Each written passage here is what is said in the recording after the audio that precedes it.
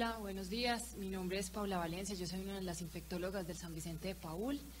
Vengo entonces a hablarles de estrategias para optimizar el uso de antibióticos en hospitales y a mí lo que más me importa en este momento es que ustedes me digan quiénes son. Me gustaría que entraran a este link y respondieran unas preguntas porque vamos a hacer algo de preguntas y respuestas durante la charla. Ustedes saben que algunos pueden escanear el código y otros pueden simplemente meter el link, que es muy cortico.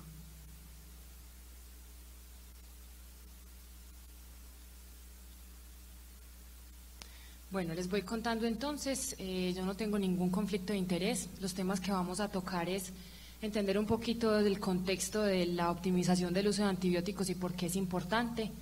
Que ha llevado a la comunidad internacional a definir que esto es una prioridad para el mundo, sobre todo la Organización Mundial de la Salud y algunas otras entidades europeas y americanas del norte. ¿Ya están como metidos más que todo? Yo creo que sí. Empecemos.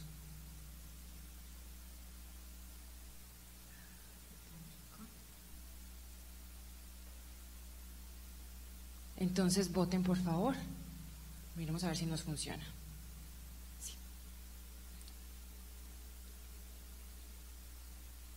Aquí ven a ver alrededor de unas, ¿qué? 100 personas. Esperemos por ahí hasta 50.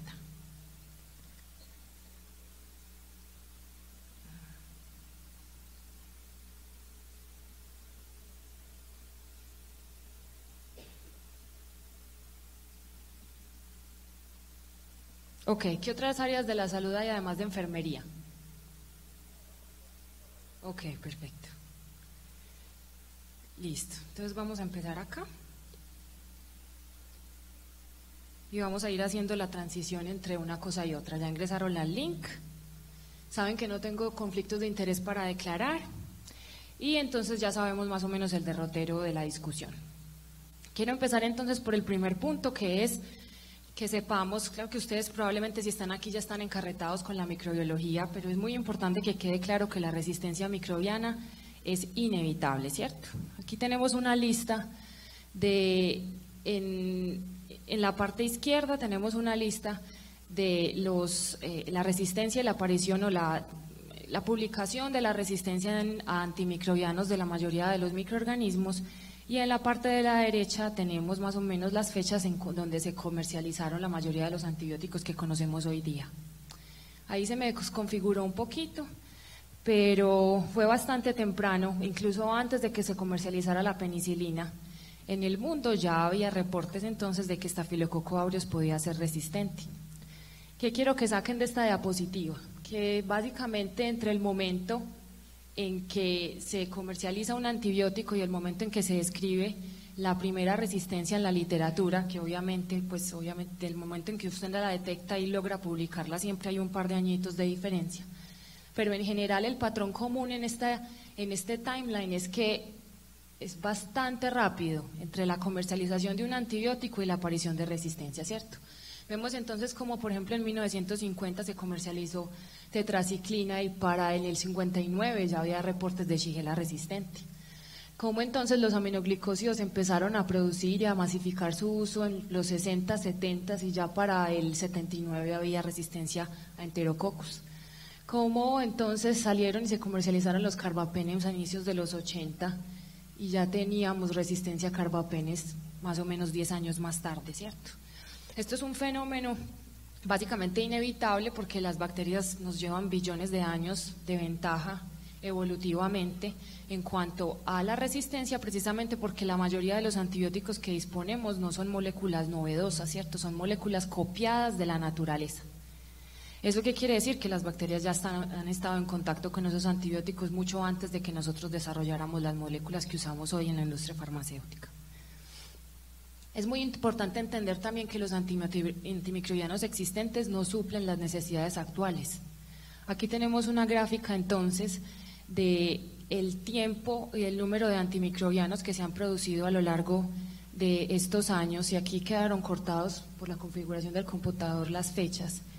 Pero tenemos entonces una época más o menos entre 1930 y más o menos entre 1980, en donde se sintetizaron y se produjeron masivamente muchísimas moléculas novedosas de antibióticos, ¿cierto?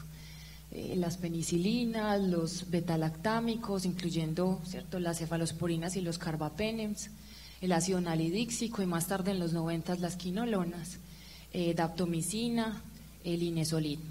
Pero es a partir de más o menos finales de los 90 hasta ahora en que tenemos un enorme vacío en el desarrollo de nuevos antibióticos y moléculas, y lo que hemos hecho a lo largo de los últimos años con la aparición de la resistencia es más bien reencauchar medicamentos nuevos, viejos que cayeron en desuso gracias a su toxicidad, o simplemente mezclar moléculas y cambiar químicamente ligeramente las estructuras para sacarle el quite a las betalactamasas o a otros mecanismos de resistencia. Pero tenemos un gran vacío desde hace 20 años en el desarrollo de medicamentos que tengan mecanismos de acción completamente novedosos. Y eso es un asunto muy peligroso porque toma alrededor de 20 o 30 años desarrollar una molécula, probarla, probar que es segura en medicina y luego tenerla disponible. Entonces, básicamente tenemos que contar donde vamos a tener pocas herramientas antibióticas nuevas para combatir los gérmenes resistentes. ¿Qué implica la resistencia? Implica alrededor de 2 millones de enfermedades por gérmenes multidrogoresistentes en Estados Unidos. Obviamente esto es un número, digamos que relativamente pequeño porque Estados Unidos es un país de más de 400 millones de habitantes, pero piensen en la cantidad tan enorme de personas que están sufriendo por gérmenes que tienen múltiples resistencias a antibióticos, en donde todos los días nos vemos con dificultades para encontrar qué darle, ¿cierto? Y esto causa alrededor, se estima, de 23.000 muertes al año. ¿Qué determina la resistencia bacteriana? Entonces entren al link y me responden por favor esta pregunta. ¿Qué creen ustedes que son, cuáles creen ustedes que son los principales determinantes de la resistencia en un país? Resistencia a antimicrobianos.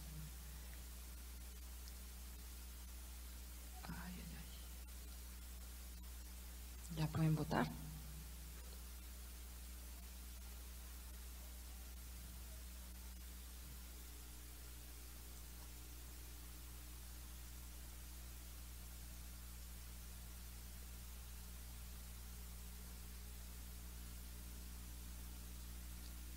Ok, entonces la gran mayoría piensa que es el uso de antimicrobianos. Digamos pues que estoy de acuerdo. Ay, ¿qué pasó acá?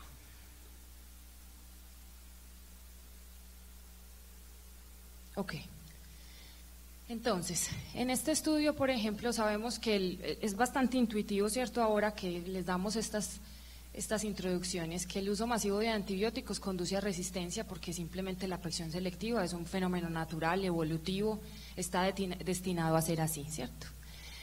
Pero no solamente el uso de antibióticos se correlaciona, o la cantidad del uso de antibióticos se correlaciona con la aparición de resistencia.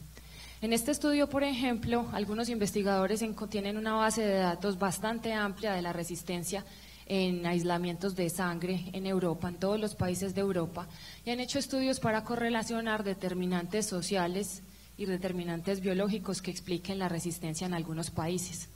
Entonces, en este estudio, por ejemplo, trataron de hacer una correlación entre el porcentaje de aislamientos en sangre resistente a algún antibiótico y el porcentaje de uso de antibióticos determinados como dosis diarias definidas, que son unas dosis estandarizadas de antibióticos que tiene la OMS y con la que se estandariza el uso de antibióticos para poderlo comparar en diferentes países o entidades. Ven entonces que el coeficiente de correlación es alrededor de 0.4. Eso quiere decir que la variabilidad de la resistencia entre un país y otro es explicada más o menos en un 40% por el uso de antibióticos en la comunidad. Aquí estamos hablando del uso de antibióticos ambulatorios. Sin embargo, eso no cuenta toda la historia. Cuando se correlaciona entonces el índice de gobernabilidad medido como corrupción o control de la corrupción en estos países, vemos entonces que países como Grecia, Bulgaria y Lituania, que todos, aunque sea por noticias, sabemos que tienen más altos índices de corrupción y tienen menores recursos económicos, se correlaciona inversamente con la aparición de la resistencia, como en lugares, por ejemplo, en Finlandia o Dinamarca. Entonces, si bien el uso de antibióticos ambulatorios se asocia a la resistencia bacteriana en un país, la gobernabilidad definida como el nivel de control de la corrupción parece ser un factor más importante. Estos dos factores en general son independientes del ingreso per cápita y el porcentaje de gasto privado en salud. Contrario a lo que uno puede pensar, el porcentaje de gasto privado en salud, normalmente tiene una correlación inversa con la calidad del sistema de salud, ¿cierto? Entre más el ciudadano tiene que poner dinero de su parte para suplir una necesidad y menos es el Estado o la sociedad en general el que suple esas necesidades, los índices de salud son peores. Para hacer el ejemplo un poco más concreto, tenemos aquí entonces en Suecia, dividieron el país en 3 zonas distintas y trataron de asociar la resistencia a pseudomonas a carbapenémicos con el uso de carbapenémicos definidos como las dosis diarias definidas por 100 días de estancia. Y vemos entonces que es bastante obvio que en las áreas del país donde más carbapene se usa son las áreas en donde más pseudomonas resistente hay. ¿Listo? ¿Qué porcentaje de prescripciones antibióticas son inadecuadas, creen ustedes, las que prescribimos a diario?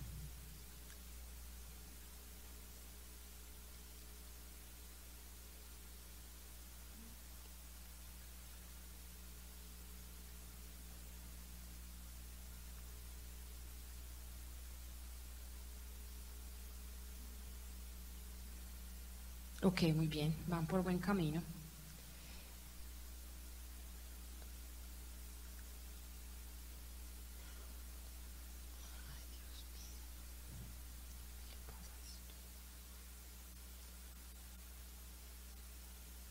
Ok, se estima entonces que el 40 al 50% de los antibióticos prescritos no son pertinentes. El porcentaje puede ser ligeramente mayor si uno es más estricto a la hora de evaluar la pertinencia y no habla solo de si es o no es pertinente dar antibióticos, sino de si el antibiótico se prescribió de manera adecuada.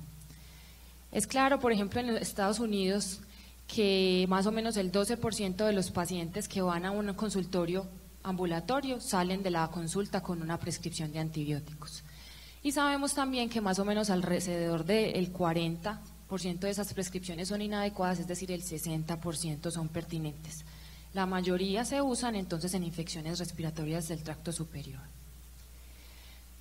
En esta tabla vemos entonces el grupo etario y la indicación de antibióticos y vemos cosas que nosotros también vemos aquí a diario, ¿cierto? Sabemos entonces que en sinusitis, más o menos el 10% en sinusitis aguda y en adultos son causadas se benefician del uso de antibióticos y son de causa bacteriana. Sin embargo, en Estados Unidos, cada niño que va entre 0 y 19 meses al consultorio por sinusitis sale con una prescripción de antibióticos en el 84% de las oportunidades. Y los adultos tienen más o menos el mismo número. Las faringitis también. Solo el 37% en los niños y el 18% en adultos son de origen bacteriano y por ende no deberían recibir antibióticos la mayoría de las veces, pero este no es el caso, se prescribe antibióticos en una gran mayoría. Y en las infecciones virales del tracto respiratorio superior tampoco es pertinente dar antibióticos, sin embargo se prescriben con bastante frecuencia. ¿Qué determina que un médico prescriba antibióticos, por lo menos en el ambiente de Estados Unidos, cierto? Determina que el ambiente sea más en los hospitales y en los consultorios extrahospitalarios. Allá los médicos de urgencias prescriben ligeramente menos antibióticos que en estos otros ámbitos. Otros factores contribuyentes es el bajo nivel socioeconómico o educativo del paciente, las personas fumadoras, los extremos de la vida, el estado de aseguramiento y que los médicos generales prescriben más antibióticos que los médicos especialistas. Entonces sabemos que los antibióticos se prescriben mucho, que no tenemos suficientes antibióticos, que la resistencia antimicrobiana ya es un gran problema. Entonces organizaciones como la Organización Mundial de la Salud y el CDC en Estados Unidos ya tienen entonces perfiladas ciertas estrategias para combatir la resistencia porque esto es una prioridad mundial, ¿cierto? Está en la agenda de estas actividades. Entonces, ¿cómo se optimizan o se trata la resistencia a antimicrobianos? Se deben desarrollar nuevos antimicrobianos, se debe optimizar el uso de los que ya existen porque ya les conté que en realidad en los próximos 10 años o 15 no vamos a tener realmente moléculas novedosas. Debemos vigilar la resistencia a antimicrobianos y vigilar el uso de los antibióticos y debemos prevenir la transmisión de las infecciones. Hoy nos vamos a enfocar entonces solo en la optimización del uso de antimicrobianos. Es claro entonces para estas entidades que tiene que haber un cambio en las políticas, de ahí que en Estados Unidos ya se recomienda la implementación de programas de uso adecuado de antibióticos en todos los hospitales del país. Eso se puso como norma alrededor de hace 2 años y ha habido mucho revuelo acerca de la instauración obligatoria de estos mecanismos. ¿Qué sabemos entonces del uso de antibióticos en los hospitales? Sabemos esta cifra tan alarmante, ¿cierto? 1 de cada 2 pacientes recibe por lo menos un día de antibióticos durante toda su estancia hospitalaria. Esto es en Estados Unidos. Yo he hecho estudios preliminares en el hospital donde trabajo y más o menos la estadística es la misma. Pensaría que los otros infectólogos o médicos que trabajan aquí probablemente creen que esto también es aplicable. Es una situación muy grave porque quiere decir que los antibióticos se prescriben muchísimo en los hospitales, ¿cierto? ¿Cómo medimos el uso de los antibióticos? Esto es importante como para que entiendan el contexto en los hospitales suyos donde probablemente en algún momento vamos a tener estos programas. Tenemos las dosis diarias definidas, que es una dosis promedio de un antibiótico y esto está definido por la OMS. Por ejemplo, la dosis diaria definida de vancomicina es 1 gramo cada 12 horas y es una dosis estándar para adultos y para niños, pero todos sabemos que en los niños o en las personas pequeñas pues las dosis son mucho menores.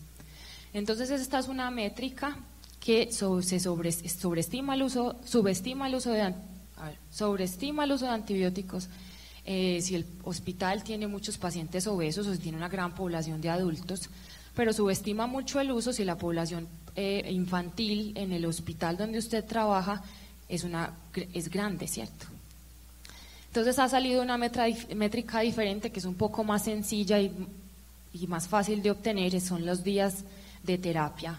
Entonces simplemente si usted recibió vancomicina un día, haya sido una dosis de 500 miligramos o una dosis de 1 gramo o una dosis de 1 gramo cada 8 horas, básicamente lo único que importa es que ese paciente recibió una dosis de antibiótico, ¿cierto? Sabemos entonces que por lo menos en Estados Unidos de cada 1000 días pacientes, 775 días las personas reciben antibióticos. Esta es una cifra extremadamente alarmante porque es un uso bastante amplio. Yo pensaría que tal vez en nuestro país el número es mayor, pero aquí no tenemos eso estandarizado como métrica. En el hospital entonces sabemos que más o menos el 50% de los pacientes están en antibióticos. Si uno toma una foto del día, si yo miro el censo de mi hospital hoy y miro cuántos de los pacientes tienen antibióticos, más o menos es la mitad de los pacientes. Y ese porcentaje es ligeramente mayor en las unidades de cuidados intensivos. Es básicamente pues casi que intuitivo pensar que en esos ámbitos se usan más antibióticos. Y la mayoría de estos antibióticos se prescribe para tratar infecciones, pero un porcentaje muy importante, miren, alrededor del 1/4 de los antibióticos que se prescriben para profilaxis prequirúrgica o profilaxis médica. Digamos que a alguien le van a hacer un procedimiento dental y tiene una válvula protésica, aplicaría dentro de esa categoría. Sabemos también entonces que la proporción más grande de uso de antibióticos son en las infecciones del tracto respiratorio y ya saben ustedes que por las dificultades que tenemos en el diagnóstico es probablemente el área donde más hay que trabajar en el uso irracional. Y los antibióticos que más se utilizan, esta es una cifra de Estados Unidos y por eso puede ser ligeramente diferente a la nuestra. Los antibióticos que más se usan allá son vancomicina, ceftriaxona y piperacilina tazobactam. En mi hospital en particular, y creo que en muchos hospitales de Medellín, gracias a que tenemos grandes problemas con los gérmenes gram negativos multiresistentes, el antibiótico más utilizado es piperacilina tazobactam. Entonces, existen algunas autoridades en el tema en Latinoamérica, ya le pusieron nombre a estos programas y le dicen Programa de Uso Racional de Antimicrobianos. Listo, le dicen PROA, es el término que vamos a usar de aquí en adelante. Entonces, yo quisiera que me contestaran cuál creen ustedes que es el objetivo de un PROA.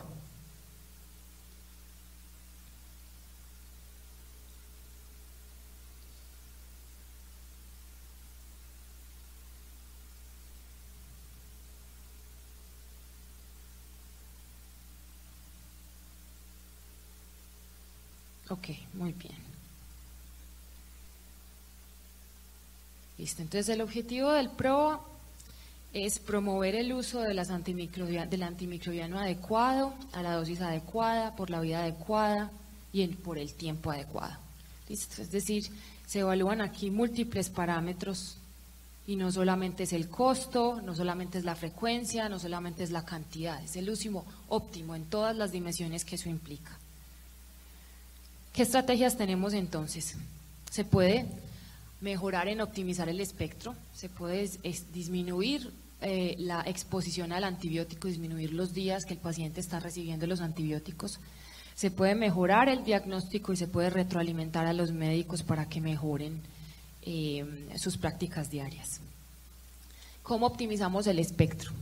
Entonces se optimizan generalmente, la estrategia más utilizada, aunque también es un reto bastante complejo, es hacer un análisis de los patrones de resistencia local del hospital donde usted trabaja y construir guías de tratamiento empírico y dirigido y educar de nuevo al personal en esas guías para que los antimicrobianos que se prescriban estén acorde a la epidemiología, ¿cierto? Nosotros obviamente tenemos una dificultad que con la era de la globalización, los datos con los que estudiamos los médicos, leemos muchos artículos extranjeros acerca de los antibióticos, de los estándares de cuidado, pero olvidamos que la epidemiología es fundamental en la medicina y que lo que se puede publicar en el New England no necesariamente es lo que aplica para el contexto donde yo practico. Esto busca entonces aterrizar los conceptos y el uso de antibióticos a la epidemiología local y de esa manera evitar el uso indiscriminado de antibióticos. En esta estrategia también está incluido entonces el reporte selectivo de antimicrobianos, pero de eso vamos a hablar más adelante. Esta charla busca simplemente contextualizarlos en lo que es el programa de uso racional de antibióticos. Vamos a empezar con un ejemplo. En Europa tienen una estrategia bellísima en donde tienen una base de datos enorme de varios años de la resistencia a antimicrobianos y ellos comparan las incidencias de resistencia entre un país y otro. Aquí tenemos entonces diferentes fotografías de esa página web y tenemos entonces la resistencia de meticilina en Staphylococcus aureus. Miren estos números tan sorprendentes, ¿cierto? En el norte de Europa menos del 1% de los Staphylococcus aureus son resistentes a meticilina, pero en países del sur de Europa como España o por ejemplo Rumania esa resistencia alcanza hasta el 75%. Una foto muy similar para Streptococcus pneumoniae, en el norte es infrecuente la resistencia a penicilina, en el sur es bastante frecuente. Y lo mismo aquí no sale, pero es en E. coli resistente a quinolonas, es el mismo cuento, ¿cierto? Infrecuente en el norte, frecuente en el sur. Si usted tuviera entonces que hacer una guía de tratamiento empírico para infección de tejidos blandos, meningitis e infección del tracto urinario, usted no podría generalizar sus recomendaciones a todos los países europeos. Tendría usted que definir a qué país le va a hacer la guía y definir qué va a recomendar. Eso es lo que básicamente haríamos en un hospital, ¿cierto? Entonces, en infecciones de tejidos blandos sería completamente apropiado prescribir oxacilina si usted estuviera en Suecia, pero sería un gran error si usted fuera a hacerlo en Rumania. Por eso entonces la recomendación sería, por ejemplo, vancomicina o ceftriaxona. En el caso de meningitis, en Suecia usted podría usar ceftriaxona, pero en Rumania tendría que adicionar vancomicina porque el porcentaje de Streptococcus pneumoniae resistentes a ceftriaxona es mucho más alto. Y en infecciones urinarias, obviamente, el mismo cuento, ¿cierto? Tendría que usar ciprofloxacina en un país del norte donde hay poca resistencia, pero en países con alta resistencia tendría que usar cefalosporinas de tercera y cuarta generación. Sabemos entonces que nuestro país más bien aplica más cerca a Rumania que a Suecia y probablemente eso no cambie en mucho tiempo. ¿Listo? ¿Qué estrategias tenemos entonces para que la gente se adhiera a esas guías? Entonces, educación continua, conferencias, volantes, correos electrónicos, lo que a uno se le ocurra. Estas guías deben ser socializadas, las de tratamiento empírico y las de tratamiento definido, siempre enfatizando entonces en la duración de la terapia antibiótica. ¿Listo? Entonces no siempre es del antibiótico adecuado, sino también aterrice y sepa que hay evidencia que muestra que los antibióticos no deben usarse por un tiempo muy prolongado. Aquí hay una lista de algunos estudios en donde se ha demostrado que en general en pacientes inmunocompetentes sin grandes complicaciones, usar menos antimicrobianos causa los mismos desenlaces que usar cursos más prolongados. Aquí hay ejemplos de neumonía asociada al ventilador, neumonía en la comunidad. Sabemos que es mucho más, digamos que es igual en cuanto a los desenlaces, dar tratamientos cortos entre 5 y 7 días versus 14 días. Y en pielonefritis también cursos más cortos son válidos, en sepsis neonatal, En infecciones intraabdominales sabemos entonces que dar 4 días cuando el foco controlado está controlado, básicamente tiene los mismos desenlaces que dar tratamientos prolongados de 10 o más días. Entonces hay muchas áreas donde se puede trabajar en estos programas. Tenemos entonces en esta área también el reporte selectivo de antibiogramas. Este reporte selectivo sí sé que se hace bastante en la ciudad, casi todos los laboratorios de los hospitales grandes hacen un reporte selectivo. En este ejemplo tenemos E. coli aislada en orina y miren que entonces es básicamente sensible a todo lo que le chequearon en la tarjeta, ¿cierto? Sensible a quinolonas, a aminoglicósidos, a tetraciclina. Sin embargo, cuando usted se enfrenta a entregar estos antibiogramas a personal que obviamente esta no es su especialidad, que simplemente este citoquímico de orina es uno de todas las otras cosas que él hace en el día, puede no estar familiarizado con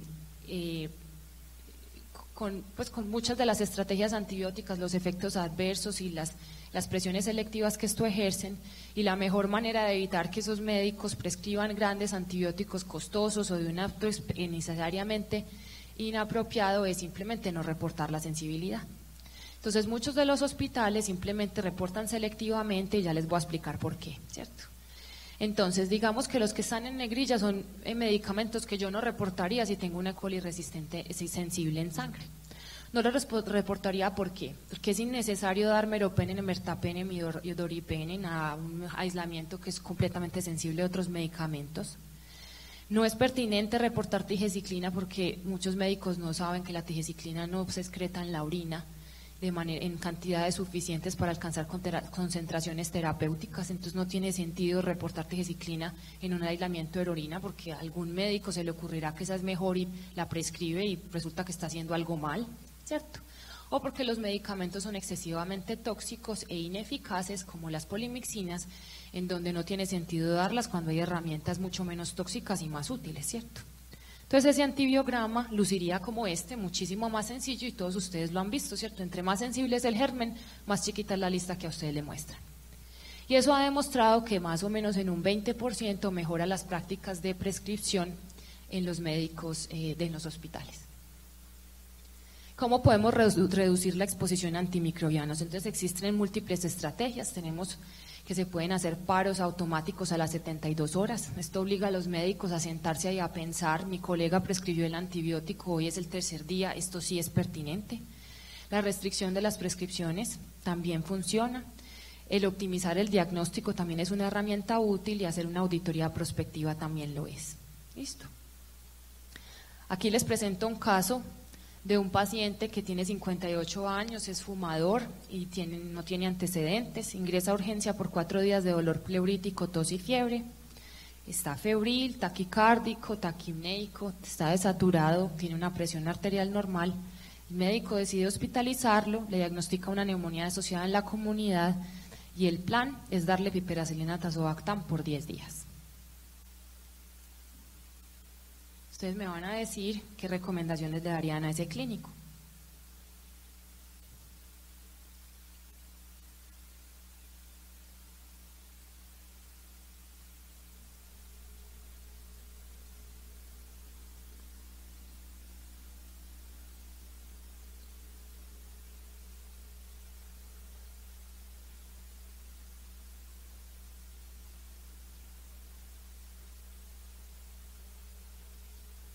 Ok, entonces todos le dirían al médico que le tome cultivos, me parece súper bien. Yo no le daría meropenem. Bueno, vamos a ver si aquí me sale. Entonces, ustedes saben que el germen en la comunidad que más neumonías causa es Streptococcus pneumoniae, ¿cierto? Sabemos que en nuestros hospitales para meningitis puede que los betalactámicos no sean la mejor opción o la única opción que se pueda dar en meningitis, pero los niveles en pulmón de las penicilinas o los ceftriaxona son bastante buenos. Entonces, si el germen más frecuente en neumonía es Streptococcus pneumoniae y el paciente tiene neumonía adquirida en la comunidad, pues en realidad lo que hay que hacer es darle ceftriaxona, ¿cierto? Pero ¿qué pasa? Si usted en realidad quiere saber si usted adivinó bien y puso bien el tratamiento empírico, pues hombre, tiene que hacer un esfuerzo para saber qué germen está infectando el paciente. Entonces esa conducta que vemos todos los días de diagnóstico igual plan, está mal. Usted tiene que estudiar el paciente. Si el paciente tiene tos productiva, el esputo se debe estudiar. Entonces, la primera recomendación es, colega, ¿por qué no hace un esfuerzo para hacer el diagnóstico para que en 2 o 3 días sepa para dónde coge? Segundo, no le dé un antibiótico de tan amplio espectro, ¿cierto? Porque en realidad el mayor determinante de la resistencia no es solo la resistencia en la comunidad, sino el uso de antibióticos. Y si a usted no le dijeron que este paciente ha recibido antibióticos en el último año, pues la verdad es que no hay razón para pensar que tenga un germen muy resistente, ¿cierto? Y por último, las neumonías adquiridas en la comunidad, pues a menos que este hombre tenga un cáncer, que es una gran posibilidad que tenga una neumonía posobstructiva porque es fumador, no es pertinente darle 10 días, él podría tener un tratamiento más corto. Entonces miren que en casos tan sencillos que vemos a diario hay mucho lugar para la mejoría y un programa como este podría ayudar a hacer más pertinentes estas conductas.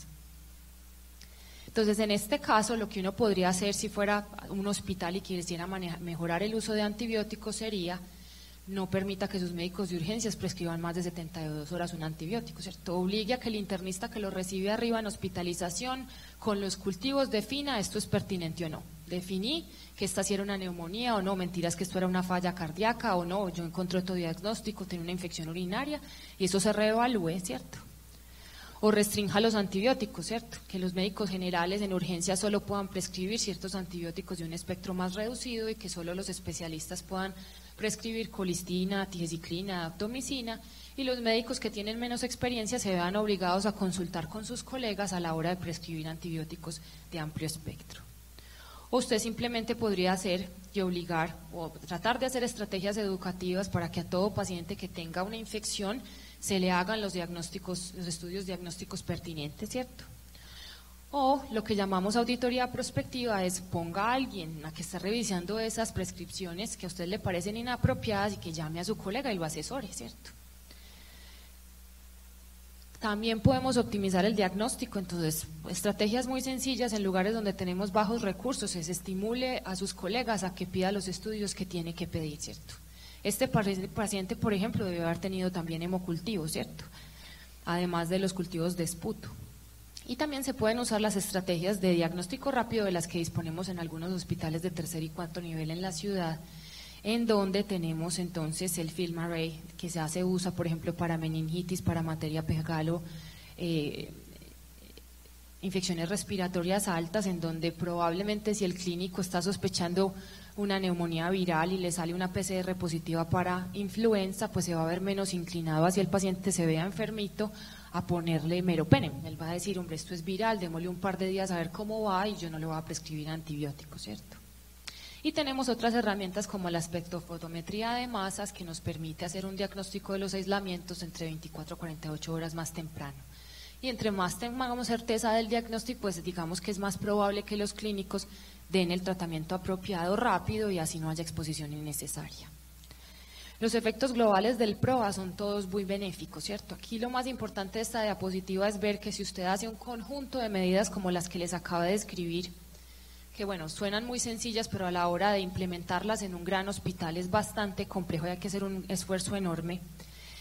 La mejoría en el tratamiento adecuado según las guías locales es de un 15% o más, ¿cierto? Estos números lucen muy pequeños, lo que pasa es que estas estrategias son difíciles de implementar, pero la duración de la terapia antibiótica se acorta alrededor de 1 o 2 días, ¿cierto? Yo trabajo en un hospital de 600 camas y digamos que la mitad de mis pacientes están en antibióticos. Si yo lograse acortar 2 días, los antibióticos que recibe cada paciente estaría, Dios mío, estaría en la gloria. Se acortan las estancias hospitalarias y lo más importante y lo que más preocupa a nuestros colegas clínicos que no son infectólogos es, como todos percibimos que las infecciones matan personas y que no dar antibióticos hace que estos pacientes estén en riesgo, hay una infinidad de evidencia que sugiere o demuestra que implementar estos programas en donde en realidad se restringen muchos antibióticos no cambia la mortalidad, ¿cierto? Entonces hay múltiples beneficios con pocos riesgos. Aquí tenemos un ejemplo, por ejemplo, en China, en unos hospitales en China, una red de hospitales en una ciudad, debido a la resistencia hicieron obligatorio en todos los hospitales hacer un programa como el que les describí, ¿cierto? Una cosa relativamente sencilla. Ellos lograron disminuir el número de antibióticos que se prescribían en hospitalización y disminuir de una manera mucho más discreta el uso de antibióticos en las unidades de cuidados intensivos, y se asoció a esta medida la disminución de la adquisición de gérmenes multidrogoresistentes en sus unidades de cuidados intensivos y en general en el hospital, ¿cierto? Entonces, ¿cuáles estrategias funcionan? ¿Cierto? Hablamos de muchísimas estrategias, entonces de ser nazis y decir los médicos tales no pueden prescribir tales antibióticos, o cosas tan consensuales como simplemente llamar y aconsejar a un colega y decirle, vea, yo pienso que deberíamos hacer las cosas de esta manera. Está claro que las medidas restrictivas disminuyen de una el uso de antibióticos, ¿cierto? Si usted lo restringe y lo prohíbe, pues obviamente se va a dejar de usar. Pero es claro que rápidamente los colegas le empiezan a encontrar la comba al palo, ¿cierto? Entonces, sí, está restringido, pero los fines de semana sí me lo dejan prescribir, entonces yo lo prescribo el fin de semana. O no me dejan prescribir doripenem, pero yo sí puedo prescribir meropenem, entonces empiezo a usar meropenem. Entonces, las medidas restrictivas son muy útiles a corto plazo, pero a largo plazo siempre hay una salida, un atajo que los colegas toman. La educación, por el contrario, tiene un efecto menor a corto plazo, pero tiene un efecto muchísimo más sostenible. Son efectos discretos, pero más sostenibles. Y la educación, más retroalimentación, en donde usted le dice a sus colegas, vea doctor, usted está prescribiendo mucho más meropenem que sutano, perano, y todos ustedes tienen la misma especialidad y están viendo los mismos pacientes, dígame por qué usted usa más que ellos, ¿cierto? Esas estrategias son las que más funcionan, pero también son complejas de implementar. En conclusión, la optimización del uso de antimicrobianos en los hospitales puede disminuir la resistencia, acortar la estancia hospitalaria, disminuir los costos y no cambia la mortalidad de nuestros pacientes. De ahí la invitación es que si ustedes son de estas personas a las que estamos aconsejando, sean más receptivas y escuchen más a los colegas cuando les propongan cambios en el manejo, y si son directivos, pues, cierto, se aseguren de que en sus hospitales haya programas como estos. Muchas gracias.